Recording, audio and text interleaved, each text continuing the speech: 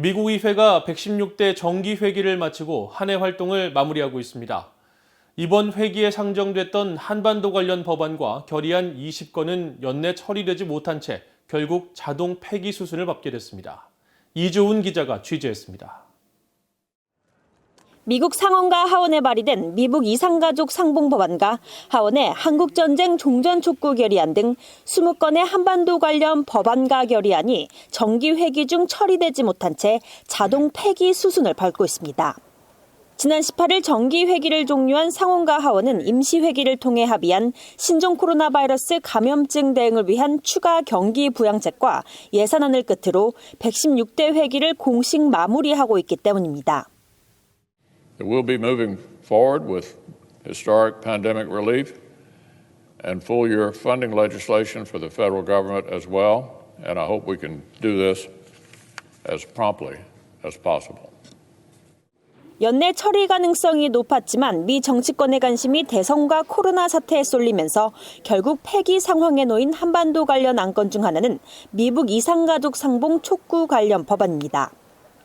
민주당의 메이지 히로노 상원 의원과 그레이스맹 하원 의원이 각각 발의한 이 법안은 지난 3월 하원 본회의를 통과해 상원 의결만 남기고 있었지만 결국 상원에선 진전을 거두지 못했습니다.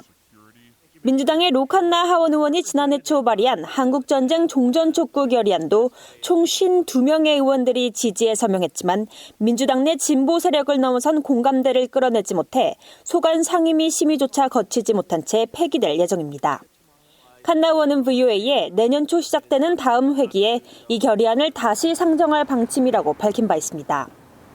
그 밖에 올해 상원 선거에서 낙선한 공화당의 코리 가드너 상원 의원이 지난 회기에 이어 재상정한 대북 제재 강화 법안인 리드 액트, 가드너 의원과 상하원 외교위 동아태 소위원회 간사들이 초당적으로 발의한 미한동맹 강화 법안, 상하원의 대북 인도 지원 강화 법안, 하원의 북한 수용소 철폐 촉구 결의안 등도 자동으로 폐기됩니다.